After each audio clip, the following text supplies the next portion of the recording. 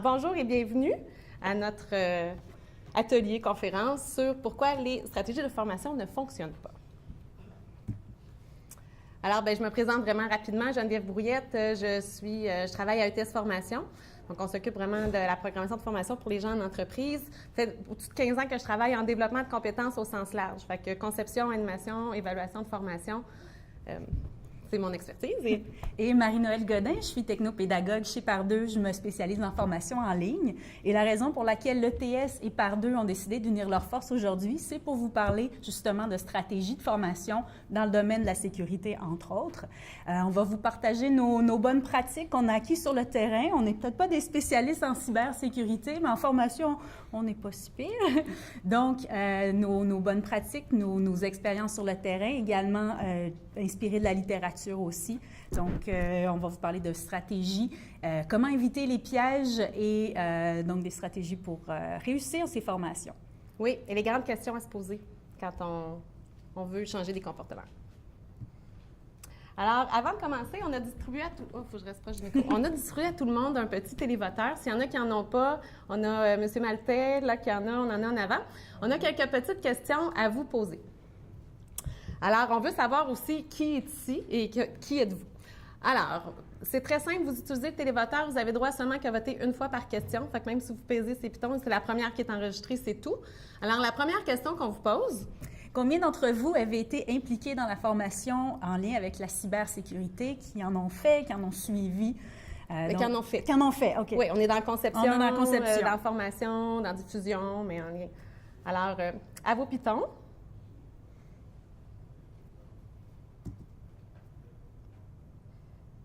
Bon.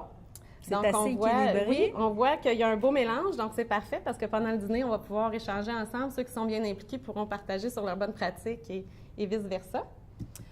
Ensuite. Combien de formations en lien avec la cybersécurité avez-vous suivies depuis 3 ans? Allez-y. Ça rentre.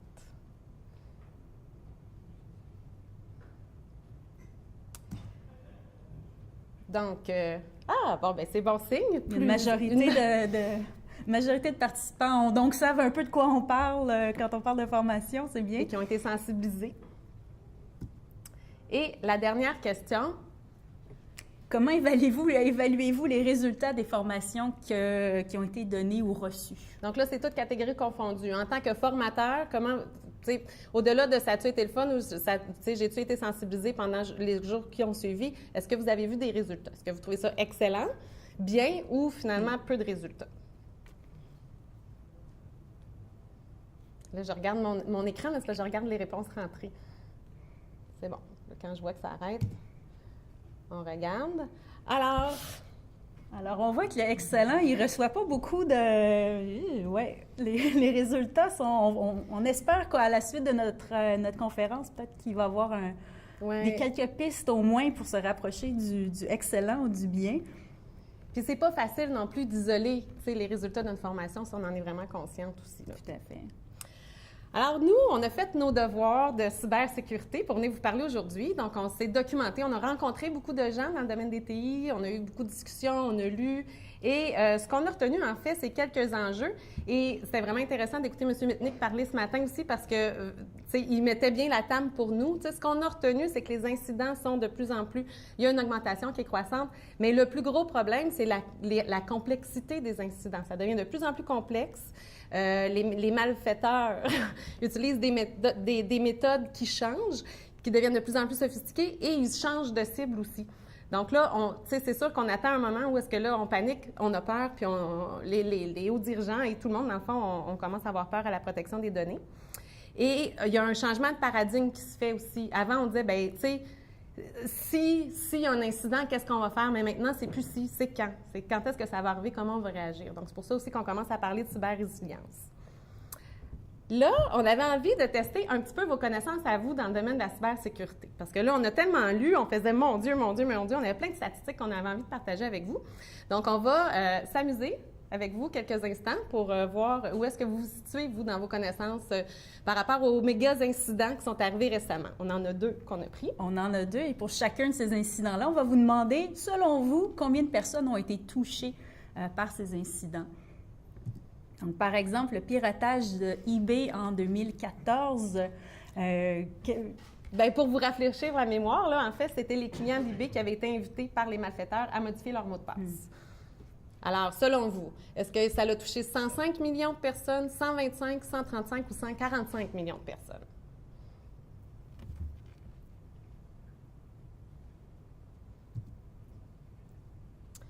Alors, les gens hésitent entre 125 et 135 millions, mais la bonne réponse, c'est 145 millions de personnes. Ça, c'était en 2014.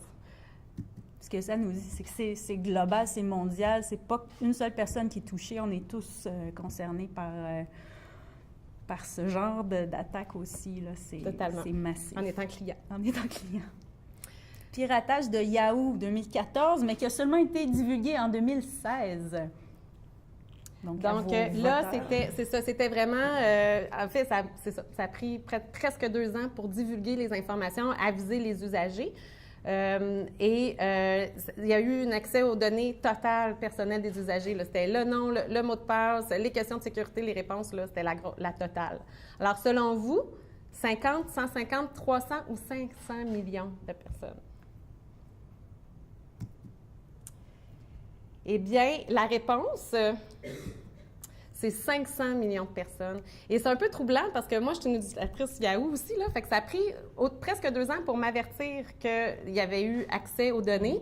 Et ça a été, à cette époque-là, l'an dernier, ça avait été médiatisé comme étant Yahoo, là, victime du plus grand piratage historique parce que, dans le fond, après ça, il a fallu qu'ils fassent une recommandation à leurs milliards d'usagers pour dire « Hey, by the way, si vous n'avez pas changé vos mots de passe depuis 2014, ça serait peut-être le temps, vous êtes à risque. » Mais moi, en tant qu'utilisatrice, là, j'avais même pas catché ça quand j'ai reçu ce message-là. J'avais pas... my God, hein? C'était peurant. On change de sujet, on arrive dans les attaques ciblées, les menaces avancées. En 2015, 15% des entreprises avaient expérimenté une attaque ciblée, puis plus de la moitié avaient vraiment perdu des données sensibles. Ça, c'est en 2015. Aujourd'hui, on est en 2017. Maintenant, il n'y a plus personne qui est à l'abri des attaques. On le sait, on l'a dit depuis ce matin et on le savait avant ce matin aussi. Tout à fait. Puis on a tous, par exemple, un compte en banque, j'espère, pour vous. Et donc, les institutions financières, par exemple, peuvent aussi être touchées. Nos données peuvent être menacées également, ce qui nous amène à notre prochaine question. Oui. Combien de jours mettent les organisations financières à détecter une attaque? Simplement de savoir. Oui, votre banque, ça lui prend combien de jours? Pour détecter qu'elle a été attaquée. Et ça, c'est une étude internationale. Ponemon Institute qui avait vraiment considéré les données américaines, Europe, asiatiques aussi. Donc, on y va. Et, bon, une majorité dit 57 jours. Ah, il y en a quand même qui pensent que ça... Oui. Mais la moyenne pour les banques, c'est 98 jours pour se rendre compte qu'il y a eu une attaque. Pour les entreprises, plus dans le domaine du commerce, c'est effectivement, ça peut prendre jusqu'à 197 jours. Là, on parle d'au-dessus d'une demi-année pour se rendre compte qu'on s'est fait attaquer. Fait que là, il y en a de la donnée qui a été partagée, puis on peut imaginer les coûts qui sont liés à ça. Mais ça ne touche pas que les grosses entreprises non plus, hein, je pense. Bien non, en fait, c'est ça. C'est que plus que ton segment, plus que tu as une part de marché importante, plus que tu deviens une cible attrayante pour les cyberpirates. Mais en même temps, les petites entreprises, on n'est pas à l'abri non plus parce qu'on est aussi un très beau tremplin pour eux, facile à déjouer pour après ça avoir accès à plus grand. Donc, effectivement, on n'est pas à l'abri. Mais on n'est pas ici pour vous faire peur aujourd'hui, on est juste ici pour mettre la table. Donc, la dernière question, l'Internet des objets, on en a tous entendu parler. On a un degré différent de compréhension et d'utilisation. On est tous des consommateurs, utilisateurs de petites bébelles. Puis quand on magasine nos bébelles, bien, on se demande plus des questions sur les fonctionnalités que sur à quel point mes données personnelles sont protégées. Alors, on vous laisse avec une dernière question avant d'arriver dans le vif du sujet. Combien de temps l'utilisateur moyen consacre-t-il à la lecture des conditions générales avant de cliquer sur « J'accepte » ?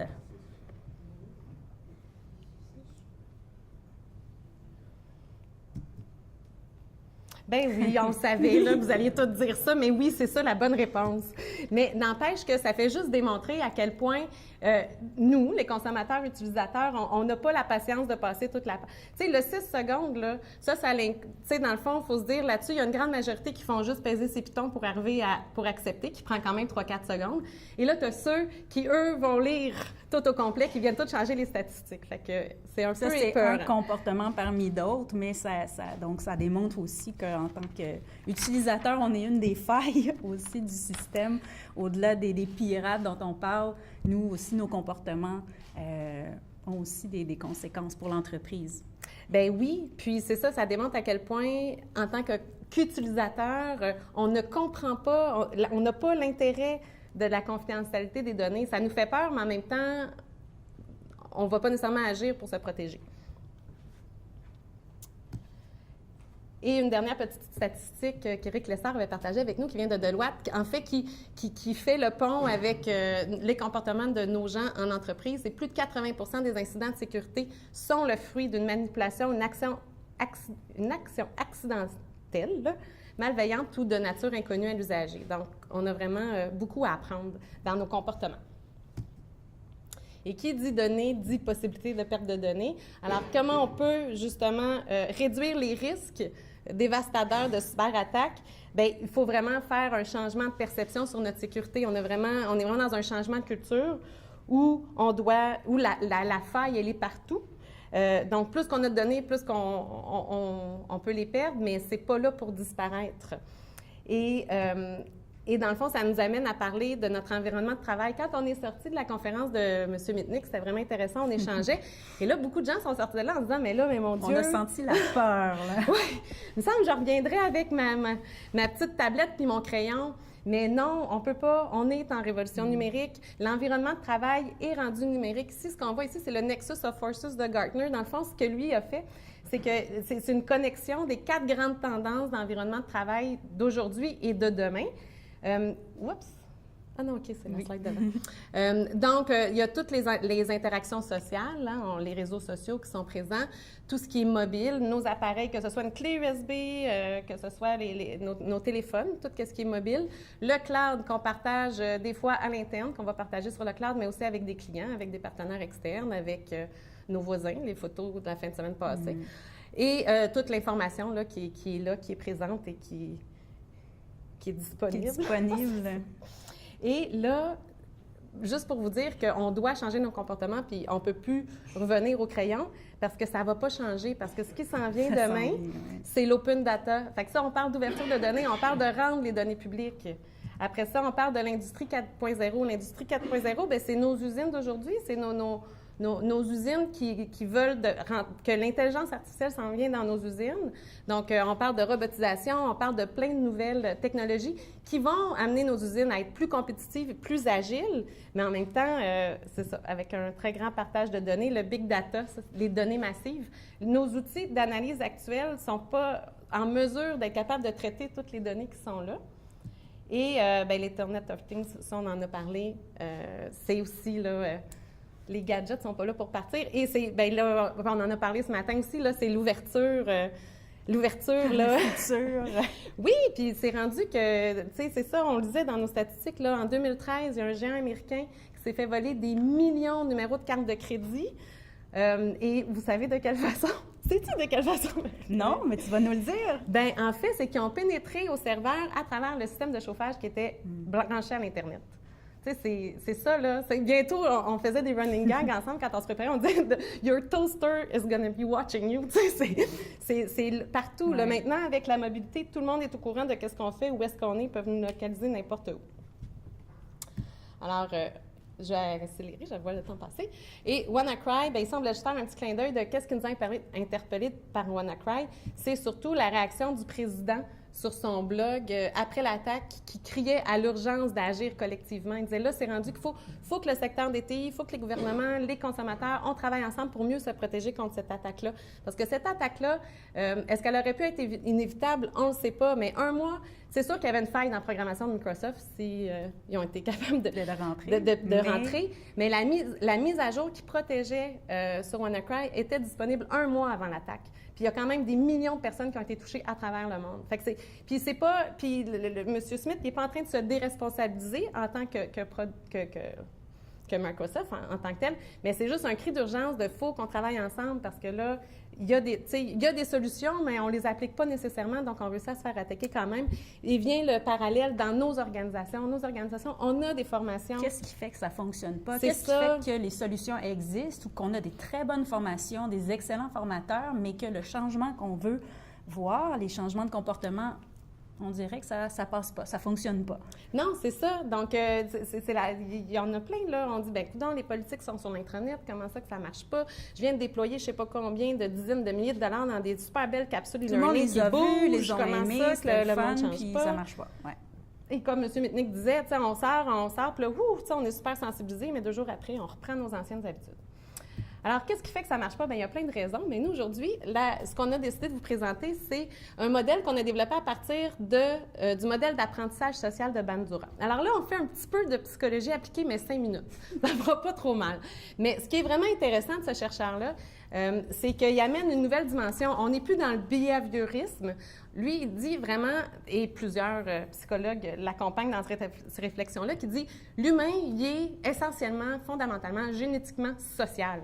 Donc, le comportement humain va se définir à partir de 3 facteurs que tu n'as pas le choix de prendre en compte dans tes stratégies. Ouais. C'est ça. Et dans le domaine de la formation, bien, si on veut faire fondamentalement, que ce soit de la formation, que ce soit des réunions, que ce soit n'importe quoi, on veut que le comportement change. Et c'est ça qu'on va voir après. Donc qu'est-ce qu'il faut minimalement prendre en compte, puisque nous, on a pris en compte dans les pièges puis dans les solutions qu'on vous présente aujourd'hui, sont attachés dans ce modèle-là. Alors, on commence avec, en haut, on a les caractéristiques personnelles, c'est l'individu, sa personnalité, donc ses connaissances, comment il interprète les informations qu'il reçoit, ses attentes, ses attitudes.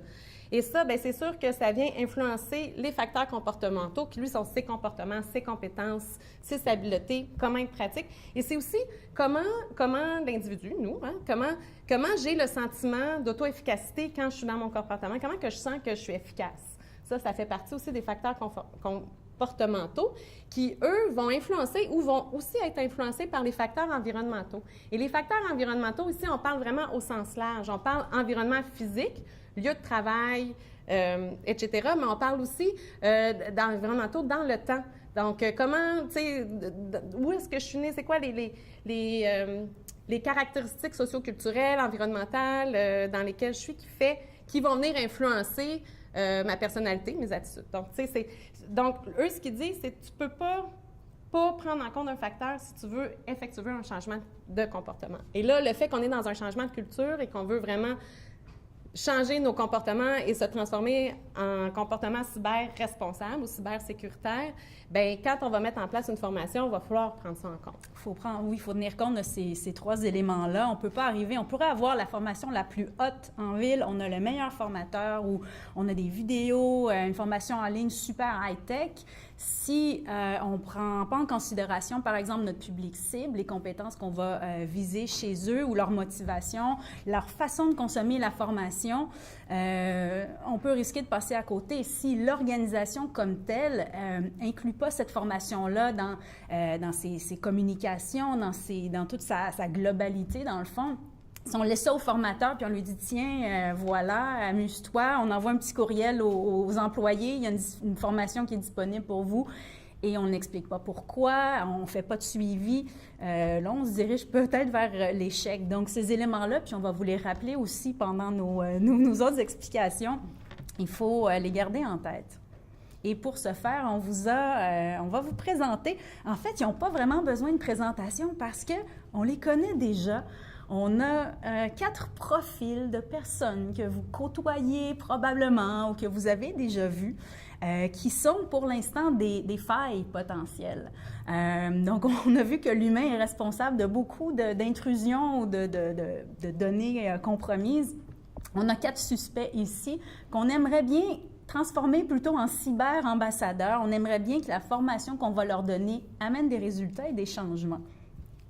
Exactement. Alors, On va prendre quelques instants pour vous les présenter. on a décidé de s'amuser avec vous aujourd'hui. On a Ginette. Ginette, on la connaît, c'est notre adjointe administrative. Elle, Ginette, elle a juste un courriel. Elle se débrouille pas mal bien en informatique parce que, bon, on est en 2017 puis elle est rendue habituée de travailler avec un ordinateur. Le courriel, ça va, mais elle n'a pas de courriel personnel. Elle, tout se fait sur son adresse de courriel. Donc, ces échanges de PowerPoint, de petits chats, puis les chaînes de lettres avec ses collègues puis avec sa belle-sœur, bien, ça se fait dans l'environnement de travail. Ils sont bien le fun, par exemple, ces PowerPoint. Il paraît. On a Stacy. Stacy, elle est sur la route, elle est toujours en déplacement, elle a des clients un peu partout. Donc, elle se déplace énormément. Elle est très cloud. Elle partage ses données avec ses collègues, avec ses clients. Mais je ne sais pas si tu as entendu parler, elle s'est fait voler son ordinateur dans son auto il n'y a pas très longtemps. Ouais. Toutes ces données. Le problème, c'est que sa base de données client est dans le portable. On ne sait pas trop où elles sont parties, mais on risque de le savoir bientôt. Hein? On a Malik. Malik, responsable d'un parc informatique. Malik, lui, il est responsable d'un parc informatique d'une division d'une grande entreprise. Donc, il est seul dans son physiquement, avec sa gang dans sa division. Donc, lui, il s'occupe des mises à jour. Il est là pour répondre aux questions TI. Il a un côté très altruiste, donc il fait beaucoup de résolution de problèmes, ce qui fait que, des fois, les mises à jour ne sont pas faites dans les bons temps, puis c'est long. Fait que c'est l'affaire qui repousse un petit peu dans sa liste de tâches. Puis un autre gars occupé, on a Robert D, qui est superviseur du centre d'appel. Lui, il est beaucoup dans l'urgence, il règle beaucoup de problèmes, puis il est tellement occupé qu'il a trouvé une bonne solution, c'est de partager son mot de passe avec ses super employés.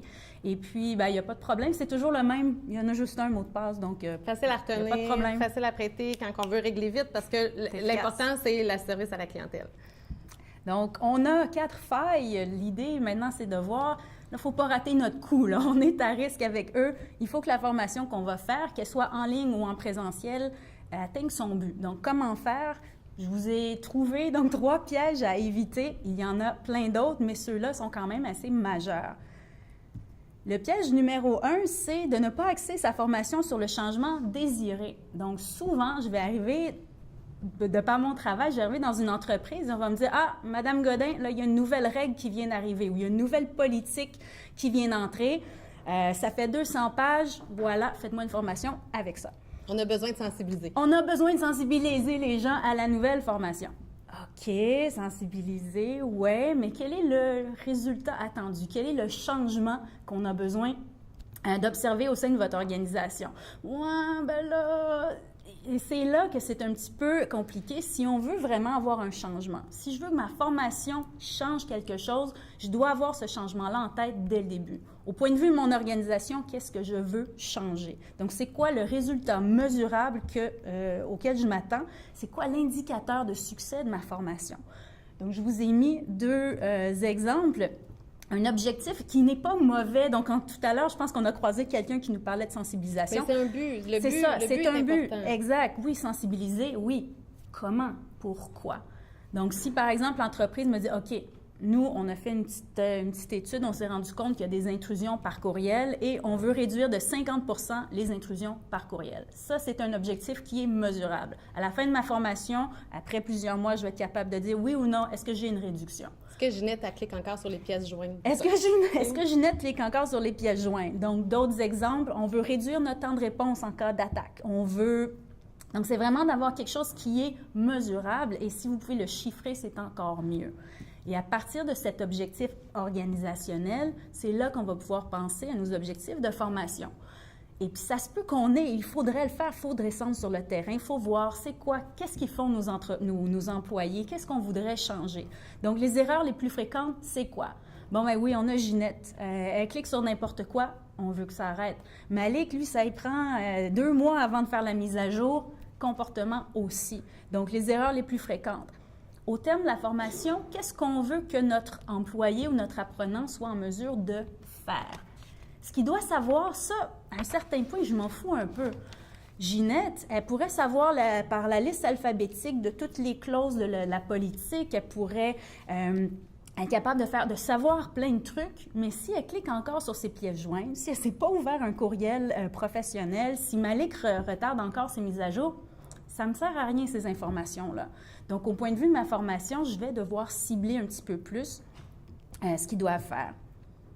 Donc, au niveau des compétences aussi, le deuxième piège, c'est de ne pas personnaliser sa formation selon les employés qui sont visés. Là, ici, on ne veut pas dire qu'il faut faire de la formation personnalisée sur chaque individu. Non. C'est pas ça qu'on veut dire du tout. Pas tout à fait exact. Donc, il y a des façons qu'on pourrait avoir une formation qui est assez flexible, qui va s'attarder aux différents niveaux, différentes stratégies pour différents profils.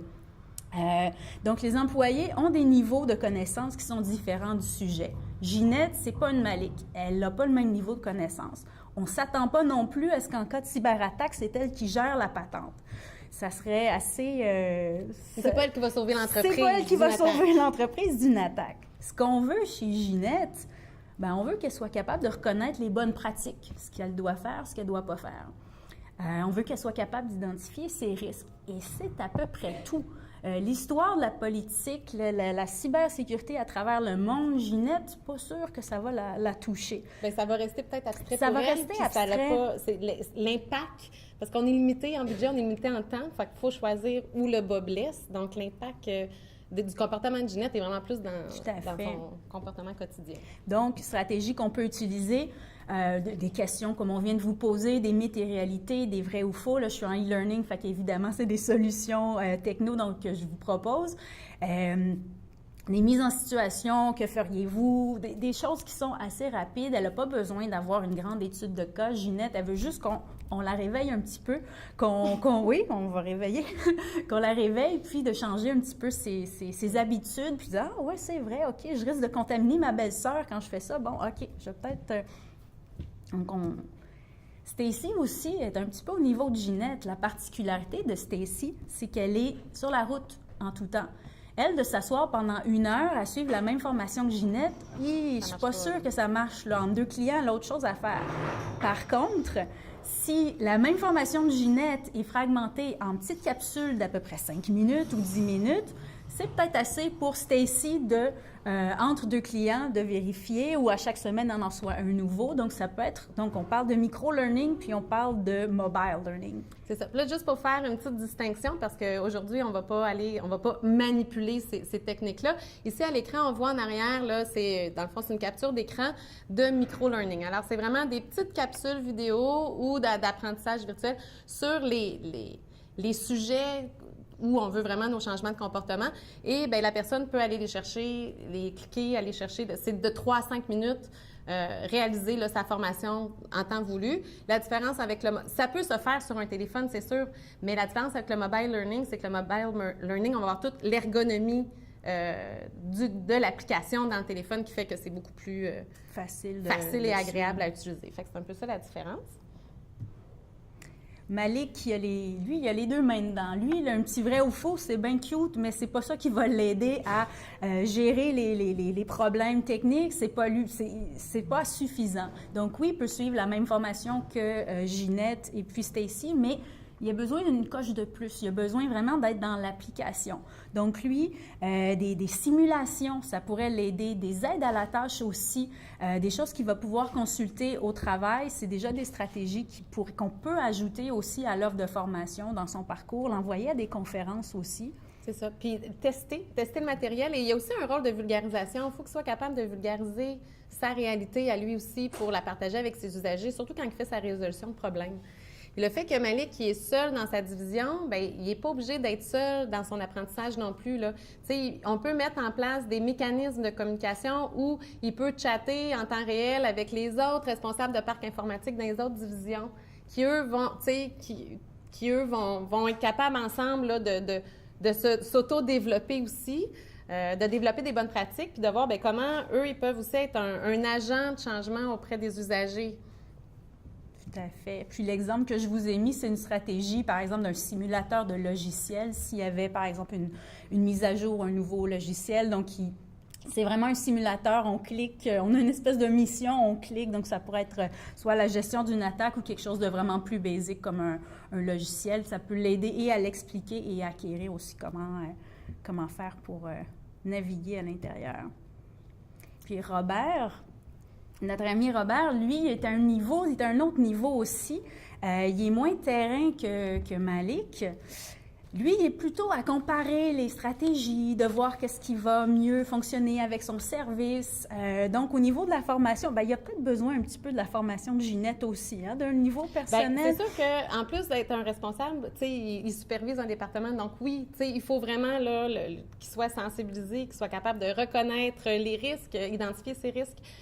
Et c'est sûr, bien là, Robert, on le sait, il faut vraiment qu'il soit formé sur la cryptologie des mots de passe. Il faut qu'il apprenne à développer des mots de passe qui sont plus complexes et avoir un mot de passe pour chacun de ses accès et surtout ne pas le partager. Tout à fait. C'est banane 1, 2, 3, là, c'est le mot de passe de mon ancienne patronne. Ça marche faut pas que ça ça soit si simple et partagé. Mais au niveau des stratégies, lui, il est plus dans les études de cas. Peut-être aussi quelque chose comme Malik, donc des communiquer peut-être avec un autre superviseur, aller à une conférence. Donc, c'est déjà des choses qui peuvent l'aider. Et surtout, avoir des outils aussi pour accompagner le changement. L'accompagner, lui, dans son changement, mais accompagner ses employés, lui donner en tant que superviseur les outils pour le faire, pour répondre aux questions. Donc, l'exemple que je vous ai mis, c'est une espèce d'auto-évaluation. C'est un exemple de choses qui est peut-être plus dans la réflexion. Un pré-test, par exemple, qui pourrait être soit donné aux employés pour s'évaluer sur leur pratique ou lui-même. Et le piège numéro 3, c'est de penser que la formation se limite au cours et puis qu'après, c'est fini. Le temps passé en classe, puis après, c'est fini. Vous avez vu ce matin aussi, c'est si après la formation, ça a bien marché, tout ça, s'il n'y a pas de rappel après, s'il n'y a pas de suivi, si on ne fait pas la promotion de la formation, bien, c'est tout cet effort-là concentré, il va donner des résultats peut-être dans les 2-3 prochains jours, puis après, les effets vont diminuer. Donc, il faut vraiment le voir comme un processus continu. C'est quelque chose qui se prépare et c'est quelque chose qui se poursuit aussi. Mm-hmm. L'apprentissage se poursuit. Il ne se fait pas non plus seulement dans la formation. Il y a des choses on va flasher un peu plus tard. Donc, c'est important de voir l'ensemble de tout. Donc, les questions que je me pose pour être certaine de bien cerner tous ces aspects-là, avant, je vais me demander, OK, comment la formation est présentée au personnel? Est-ce qu'elle s'inscrit dans une stratégie de communication? Est-ce qu'on l'a annoncé plusieurs semaines avant? Est-ce qu'il y a d'autres initiatives qui sont liées à la cybersécurité? Aussi, comme je le disais tantôt, les employés ont reçu un courriel avec le lien vers la formation, puis ben, bonne chance tout le monde. Donc, comment on le présente? Comment on communique aux employés ce qu'on attend d'eux aussi? Est-ce que ça vient dans un contexte? Est-ce qu'on leur explique pourquoi c'est là? Les enjeux, on parlait justement de Ginette, bien de savoir qu'écoutez, il y a eu beaucoup de contamination, il y a eu des intrusions qui sont liées à l'erreur humaine, on aimerait vous sensibiliser, etc. Déjà, c'est un peu moins abstrait. Et comment on va mesurer le résultat? Ça revient à mon premier point. Je dois savoir où je m'en vais. Avant même d'arriver avec mon contenu, puis de dire, ça va parler de ça, on va faire des vidéos. Il faut que j'ai en tête mon premier objectif. Je veux changer quoi? Donc ça, je dois l'avoir. Quel est le comportement recherché? Quel est le comportement recherché? Et après, évidemment, un suivi est-il prévu? Bien, j'espère que oui, sinon j'ai des nouvelles pour vous. Oubliez ça, les résultats, ça ne fonctionnera pas. Le suivi est prévu quand? À quelle fréquence et par qui? Et ce qui-là, est-ce qu'il est au courant qu'il doit faire un suivi? Est-ce qu'il est formé? Est-ce qu'on lui a donné les outils? Donc, c'est bien beau faire « Ah ouais, le suivi ». Il y a quand même une portion de votre budget de formation qui doit être consacrée aux outils, à la formation des superviseurs, ou peu importe. Donc, est-ce que c'est simplement de faire une petite réunion rapide, de faire un retour peut-être un mois après pour voir les changements qui se sont produits, d'avoir une auto-évaluation, un pré-test, un post-test, etc. Donc, c'est bien d'en faire un après la formation. Oui, c'est bien de dire, avez-vous aimé la formation? Avez-vous appris de quoi? Oui, OK. Mais un mois après, c'est bien de faire un retour aussi, puis qu'il y ait une continuité aussi, de ne pas leur dire, ben voilà, fini, bravo, tout est dans votre tête, maintenant vous êtes prêts. Ginette, elle va continuer à faire ses... Elle va se laisser tenter par une pièce jointe qui s'appelle « I love you ». Elle va avoir le goût de cliquer Elle va avoir le goût si on ne lui rappelle pas. Donc, est-ce que les superviseurs ont des outils? Est-ce que les participants ont des outils aussi? Qu'est-ce qui leur reste de la formation? Est-ce qu'on a des aides-mémoires? Est-ce qu'on a développé... Ça peut être des outils virtuels, ça peut être des rappels, ça peut être des capsules. Peut-être que notre stratégie, on va dire, bien écoutez, au lieu de leur lancer un gros bloc d'1 heure, peut-être qu'à chaque mois, il va y avoir une capsule sur un thème en particulier qui va avoir été bien campé dans l'entreprise. Ça peut être ça, par exemple. Et le soutien disponible aussi. S'ils ont des questions, s'ils veulent aller plus loin, Est-ce qu'ils sont laissés à eux-mêmes ou ils ont des ressources et ils voient clairement où ils peuvent aller chercher de l'information supplémentaire? Donc, très important. Oui, puis il y a plein de mécanismes qu'on met en place que c'est pour appuyer la formation, mais comme M. Mitnick disait aussi, c'est des stratégies de communication, des stratégies de marketing, des stratégies de gestion aussi. C'est juste de s'assurer, dans le fond, nous, ce qu'on retient, si on dit, bien, c'est quoi les 3 grands points pour que nos stratégies de formation fonctionnent, bien, c'est que la formation doit faire partie d'une stratégie globale. C'est la stratégie globale de, ben là, dans ce cas-ci, là, on parle de changement de culture dans cybersécurité. Donc, ça doit être attaché à, dès la mise en place d'une stratégie de cyber-résilience, par exemple, il faut tout de suite savoir, bon, OK, bien, sur quoi on veut former nos mondes, quel comportement on va aller chercher pour chacune des catégories des personnes. Et encore là, pas individuellement pour chaque individu, c'est pas réaliste. Mais on est quand même capable de regrouper, tu sais, quelle catégorie d'employés a besoin d'agir de quelle façon. Donc, il faut tenir compte aussi des différents facteurs. On en a parlé beaucoup de facteurs, mais surtout de s'assurer qu'on considère le type d'individu avec le comportement recherché et dans quel environnement on baigne aussi. Et que, si on ne le dira jamais assez, il faut que ça soit centré sur les résultats. Si on ne sait pas, avant de mettre une stratégie de formation en place, c'est quel est le résultat qu'on va rechercher, on ne sera jamais capable de savoir si ça a été efficace ou pas. Exact. Avant même de penser au contenu, avant de penser à votre stratégie, c'est vraiment ce qu'on a besoin de savoir. C'est de là que va découler vos objectifs et c'est après que vous allez pouvoir dire, OK, pour atteindre l'objectif, j'ai besoin de leur montrer ça. Je pourrais utiliser telle stratégie, puis ça va habituellement être un peu plus efficace que d'arriver avec la pile. Bon, voici le sujet. La politique est disponible. La politique est disponible, amusez-vous bien. Donc là, on termine avec vous. Je crois que les présentations vont être disponibles pour vous par la suite. Ce qu'on a récapitulé, puis là, on ne va pas les passer point après point. On veut juste vous dire qu'elles sont là, que vous allez les recevoir. C'est qu'on vous a fait une petite liste d'épicerie de toutes les stratégies de formation. Bien, pas toutes, mais les plus utilisées, oui, les plus connues, qui peuvent fonctionner en ligne comme pas en ligne, avec différents modes d'accompagnement aussi qu'on peut pour effectuer un changement de comportement, parce que le changement de comportement ne se limite pas à la formation. Tout à fait. Et on a récapitulé aussi, bien, si on veut éviter les 3 grands pièges, voici les questions qu'on doit se poser pour éviter ces pièges-là. Et pour ceux qui veulent en savoir plus, soit sur la cybersécurité ou encore sur la psychologie appliquée de l'apprentissage social, ici, bien, on termine avec nos références qu'on a utilisées pour se préparer pour vous rencontrer aujourd'hui. Et si vous avez des questions additionnelles, bien, vous savez où nous contacter. Hey, 36 minutes!